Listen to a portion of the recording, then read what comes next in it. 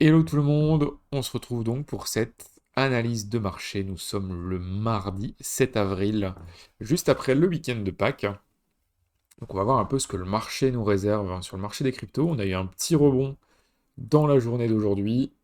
Hop, on va se mettre sur Total ES en daily. Et puis on va voir ce que le marché nous réserve tout simplement. Donc on va même dézoomer encore un peu plus. On va repartir en weekly carrément.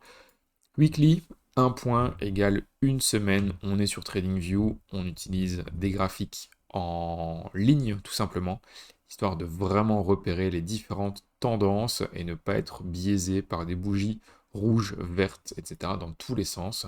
Donc ici on est vraiment sur Total ES, donc le market cap global des cryptos sans les stablecoins. Les stablecoins qui prennent de plus en plus d'ampleur dans le marché crypto. Et on peut voir que depuis fin 2025, donc depuis le mois d'octobre 2025, on est tout simplement dans un bear market, on est dans un marché baissier.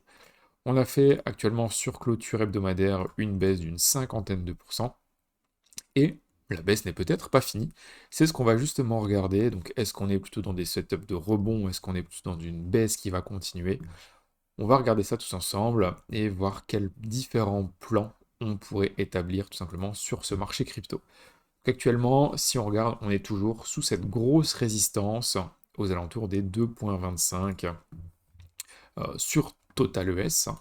Encore une fois, on n'est pas dans une période où il faut faire du FOMO, il ne faut pas courir après le train, on n'est pas occupé de louper le train, même si on rentre après plus 10% ou plus 15% par rapport au bottom, on ne loupe absolument rien si on a une vraie tendance qui se relance. Pour l'instant, pas de stress, on est toujours dans une période de consolidation, hein, si on regarde ici. Depuis fin février, même fin janvier, février, on consolide toujours dans cette zone-là. On est dans une sorte de range qui est très erratique. Les marchés traditionnels et la macroéconomie y sont pour beaucoup. On peut voir qu'on est aussi occupé de répéter, entre guillemets, l'histoire, c'est-à-dire qu'on répète un pattern qui a déjà eu lieu en fin d'année 2025. On se souvient, à la suite du premier crash qu'on avait eu octobre-novembre, on avait fait une petite consolidation. On s'était dit, ok, on a une correction qui se fait ici. La correction, elle est possible dans un marché haussier. On a toujours des corrections, hein, on ne fait pas que monter. On a des périodes durant lesquelles on a des corrections, on a des petites baisses, et puis le marché se reprend. Donc là, c'était encore possible de rester bullish à moyen long terme sur Bitcoin. Mais eh bien, ce pattern a été construit. On a construit ce qu'on appelle un drapeau tout simplement baissier ou un biseau ascendant, ça dépend comment on le voit. C'est une forme de consolidation à tendance inverse. Donc on a une première tendance qui est baissière ici. On a une deuxième tendance qui est haussière avec une contraction de la volatilité. Une cassure qui se fait ici, et puis une deuxième grande jambe baissière. Et en plus, cette deuxième grande jambe baissière, elle a eu une volatilité, alors où est-ce que ça se situe? Ici, qui est quasiment la même sur la première et sur la deuxième. Donc sur la première, on est à moins 38,58 au niveau des pourcentages de baisse, et sur la deuxième, on est à moins 39,61, ce qui est vraiment très très proche. On est sur un copier-coller quasiment. Actuellement, qu'est-ce qu'on est occupé de faire? On est occupé de reconstruire le même pattern. On a eu cette grande baisse ici sur le mois de janvier, une consolidation, tout simplement sous la forme d'un biseau haussier. Encore une fois, on a une contraction de la volatilité, sauf ici avec cette petite exubérance, entre guillemets, où on est venu rechercher la résistance, en tout cas la zone charnière au point 2.4. Ça, c'est vraiment une zone qui a été charnière depuis très longtemps, hein. On l'avait déjà vu, mais depuis 2024, c'est une zone qui a fortement de l'intérêt. Donc, on peut espérer que le jour où on va venir casser cette résistance ici, et passer à travers, eh bien, ce ne sera pas pour juste faire un petit rebond de quelques pourcents avant de replonger. Logiquement, si le marché se déroule bien, entre guillemets, eh bien, on devrait avoir un breakout, un vrai breakout qui se passe directement sur cette zone charnière. Mais à mon avis, ça ne va pas être fait directement. Donc ici, on a déjà eu une première touchette qui a été faite. Si on devait faire un bottom ici, c'est-à-dire que si la consolidation qu'on connaît depuis début février, eh bien ça devait être le bottom, hein, vraiment le bottom de bear market, et qu'on devait reprendre la hausse juste après, eh bien je pense qu'on pourrait avoir une deuxième touchette, une troisième touchette, une réduction de la volatilité en dessous de cette zone charnière, avant de vraiment pouvoir breakout, et pourquoi pas aller chercher, allez, 15%, 20%, peut-être plus haut, pour aller au minimum rechercher la consolidation précédente, et peut-être plus haut par la suite, mais dans un premier temps, ce n'est pas vraiment ça qu'on va rechercher. Pour l'instant, on a plutôt un biais qui est baissier. Pourquoi? Parce que on dit toujours, une tendance se relance plusieurs fois, mais elle ne se retourne qu'une fois. C'est-à-dire que tant qu'on est dans une tendance établie, eh bien, il y a plus de chances pour que cette tendance continue, plutôt qu'elle ne se retourne. Donc ici, si on regarde en 2024-2025, la tendance était haussière. Donc en fait, toutes les corrections qu'on avait, il y avait plus de chances pour qu'on reprenne la hausse plutôt que d'avoir un retournement de tendance. Bon, évidemment, les tendances ne sont pas infinies. Donc à un moment donné, il y a bien un retournement de tendance qui a lieu. C'est ce qu'on a eu ici. Et une fois que ce retournement de tendance a eu lieu, eh bien, les probabilités pour que cette tendance baissière se continue sont quand même plus fortes, hein, plutôt que d'avoir un retournement haussier de la tendance. Hop, voilà. Donc si on regarde ici, on a quand même deux patterns qui se ressemblent très fortement, avec cette consolidation haussière, un breakdown, donc une cassure par le bas, une consolidation juste en dessous où on est venu, on peut le voir, retester plus d'une fois cette ligne de tendance ici qui avait servi de support et qui ensuite a servi de résistance. Eh bien, on le verra peut-être un petit peu mieux sur Bitcoin. On a eu également, hop, comme ceci, une ligne de tendance qui a servi de support et qu'on est venu ensuite ici retester 2-3 fois sous la forme d'une résistance avant de peut-être replonger. L'avenir nous le dira, pour l'instant on est toujours occupé de consolider dans ces zones-là, mais peut-être qu'on va repartir pour de la baisse juste après. Alors, on reprend total, il n'y a pas grand-chose de plus à dire à ce niveau-là, on est toujours dans des zones weekly du RSI qui sont intéressantes, on est toujours sur des probables zones de bottom long terme, mais pour l'instant on n'en a aucune confirmation, donc ça sert à rien de se jeter sur le prix, peut-être qu'on va encore connaître des moins 10, moins 20, moins 30, moins 40, moins 50%. On se rappelle un petit peu les objectifs long terme qu'on a sur le marché des cryptos d'un point de vue baisse, eh bien on est dans de l'ordre des moins 70, moins 80% de correction. Et je vais peut-être prendre Bitcoin, hein, ce sera plus parlant. Si on va chercher les moins 70, moins 80% de statistiques de baisse, hein, moi je ne sors pas ces chiffres-là de mon chapeau. Je vais simplement rechercher les bear markets précédents. Ce qu'on a eu en 2014, on a eu moins 86%. Ce qu'on a eu en 2018, on a eu moins 85%. En 2022, on a eu moins 77%, donc presque moins 80%. Donc si on prend une marge et qu'on se dit, ok, les probabilités sont fortes pour qu'on ait un bottom entre moins 70 et moins 80%, eh bien ça voudrait dire qu'on aurait un bottom qui se situerait entre les 38 000 et les 25 000 dollars sur Bitcoin. Ça peut faire peur, et on pourrait d'un autre côté se dire, ok, on a eu beaucoup de volatilité par le passé, autant à la baisse qu'à la hausse. Actuellement, on a quand même une faible volatilité à la hausse, hein. On remarque quand même qu'entre le bottom et le top de marché, on a fait 600-700%, là où par le passé, on faisait 1800-2000%, voire même plus hein, sur les bull market précédents. En fait, si on a une réduction de volatilité à la hausse, on aura peut-être une réduction de la volatilité à la baisse également. Et donc peut-être qu'on n'ira pas rechercher ces 30-35 000 dollars. Peut-être qu'on s'arrêtera aux 40 000. Ou alors peut-être qu'on a déjà connu le bottom. Et qu'en fait, ce qu'on est occupé de faire ici, un rebond, grosso modo, sur le top, le all-time high qu'on a connu en clôture hebdomadaire en novembre 2021. Si on regarde, c'est assez propre, hein. On va tracer ici une ligne horizontale et on peut voir qu'on est vraiment posé sur cette ATH. D'ailleurs, je vais la rajouter ici. ATH 2021 qui est quand même une zone de prix assez importante eh bien on est posé dessus, peut-être que cette zone-là va servir de zone de rebond et de rampe de lancement, entre guillemets, pour une reprise du marché haussier. Tout comme on a pu la voir ici,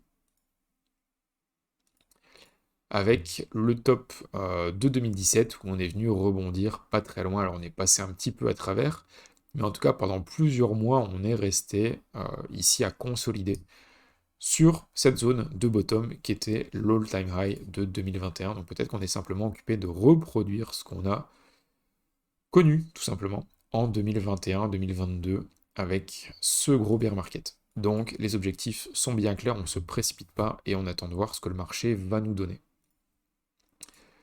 Ça, c'était pour Total ES qui nous donne un petit peu la direction globale du marché. Alors, on va passer en deuxième partie sur tout ce qui est altcoin, etc. Mais maintenant, on va passer sur tout ce qui est indice au niveau des cryptos. On va passer sur les alts par rapport à USD.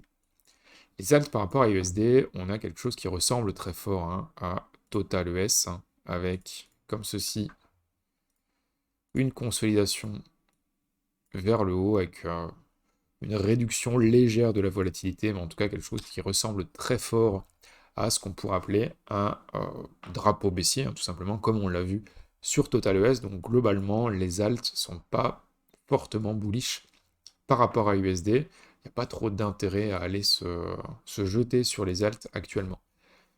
Les alts par rapport à Bitcoin, c'est encore pire entre guillemets parce que on fait des nouveaux plus bas ici.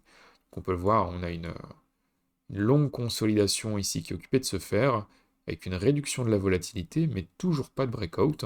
Et si on n'a pas de breakout aussi sur les alts, eh bien ça ne sert à rien, encore une fois, d'aller se jeter sur les alts. On voit beaucoup de personnes qui se disent, ok, on a des prix qui sont hyper intéressants sur les alts, comme récemment AAV, hein. On en discutait sur Steady Lads dans l'après-midi même. AV, on est quand même sur des prix qui sont compliqués. On est à 87 $ actuellement. Et on vient quand même de top de bull market. On va prendre ici en 2024. On est à moins 78% sur AV. Moins 78% sur AV, c'est compliqué pour une alt qui fait quand même partie du top. Donc compliqué sur les alts. Au niveau de AAV BTC, il me semble même qu'on est sur des extrêmes plus bas. Ouais, on peut voir ça, hein. Ici, depuis 2021, AAV, en force relative par rapport à Bitcoin, n'a jamais été aussi bas quasiment. On est vraiment sur une zone de bottom. Alors oui, on pourrait me dire, mais Cara, on va peut-être faire un double bottom. Exactement, peut-être qu'on va faire un double bottom. Toujours est-il que sur du long terme, c'est un chart qui part de haut à gauche et qui va en bas à droite. Il suffit de relier les deux points, on voit très bien que c'est une tendance long terme qui est baissière sur AAV par rapport à Bitcoin, et globalement c'est la même chose sur les alts en général. Donc ici Total 3 ESBTC. Total 3 c'est quoi? C'est les alts sauf Bitcoin et Ethereum. ES c'est pour dire qu'on a retiré les stablecoins, et BTC c'est pour indiquer qu'on cote ce marché-là par rapport à Bitcoin, ça veut dire qu'on compare la force des alts par rapport à Bitcoin. Et on peut voir que depuis 2021, eh bien, c'est une longue baisse, une longue agonie pour les alts. Ça donne pas envie de se positionner sur les alts actuellement.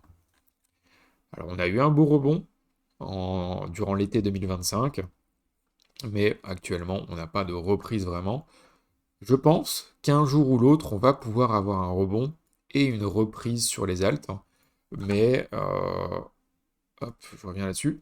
Mais ça ne sert à rien de se précipiter, parce qu'en fait, si vous vous précipitez maintenant, peut-être que le prix qu'on a actuellement, c'était simplement l'équivalent des prix ici, qu'on a un rebond et puis on va repartir vers le bas. Peut-être qu'on va encore ranger jusqu'à, je sais pas moi, fin d'année 2026, qui sait, début d'année 2027, avant de vraiment pouvoir reconnaître une reprise du marché et un pump. Euh, c'est maintenant que c'est le plus difficile. Parce qu'en fait, c'est maintenant qu'il faut savoir prendre son mal en patience. C'est maintenant que la plupart des gens abandonnent et se disent, ok, les cryptos c'est terminé. Maintenant, le nouveau marché, entre guillemets, c'est l'IA, c'est l'intelligence artificielle. La crypto ne sert à rien. L'adoption massive, elle a été faite sur l'IA et pas sur les cryptos. En fait, moi, je ne veux plus investir dans les cryptos. En général, c'est quand on entend des choses comme ça que les meilleures opportunités de marché se présentent. Donc, gardez la foi. Des rebonds, il y en a toujours, que ce soit sur les cryptos ou sur les stock market et autres. Mais pour ça, il faut rester présent et rester concentré là-dessus. Au niveau des autres cryptos, plutôt typés blue chips, hein, les grosses capitalisations, on a Ethereum et Solana. Ethereum n'est pas super bullish pour l'instant. Par rapport à Bitcoin, on a quelque chose qui se dessine. On a une zone de support ici au niveau des 3000 sats qui semble tenir. En tout cas, on a rebondi fin mars sur cette zone-là. On fait une sorte de double top ici. Peut-être qu'on va réussir à dessiner quelque chose comme ça, avec une contraction de la volatilité et puis un breakout vraiment haussier sur Ether. J'aimerais vraiment beaucoup qu'on ait un type de pattern comme ça, parce que c'est un pattern qui est très haussier, et ça voudrait dire que Ethereum pourrait repartir en fait pour quelque chose de similaire à ce qu'on avait eu ici, avec une reprise comme ça, vraiment fortement, euh, qui pousserait très fort vers le haut. C'est dans des périodes comme ça qu'on arrive en général à faire les meilleurs profits, hein, donc je pense que c'est ce que tout le monde espère. Seul le marché nous dira quand est-ce qu'il est prêt à repartir comme ça, ou à l'inverse, est-ce qu'on est plutôt occupé de dessiner un double top ici. Certains appellent ça un M à l'inverse des W. Moi, je ne suis pas fan de ces appellations un peu simplistes, mais peut-être qu'on est tout simplement occupé de dessiner ça. L'important, ce n'est pas de vendre ici. Le pattern, il n'est validé que quand on vient casser cette ligne noire ici, et cette ligne noire, on l'appelle la ligne de coup. Et c'est à ce moment-là que le double bottom ou le double top est validé, parce qu'avant ça, il n'y a aucune validation du pattern, tout simplement. Ça, c'est pour Ether. Au niveau de Sol, on est toujours occupé de descendre, tout simplement. On fait encore un nouveau plus bas ici. Alors oui, ok, on a une divergence haussière, mais une divergence seule ne sert pas à prendre position. Ça sert simplement d'ajout, entre guillemets, c'est une confluence de plus, mais c'est pas ça qui doit vous faire prendre position ou non sur le marché. Alors, on reteste actuellement le top qu'on a connu en 2023.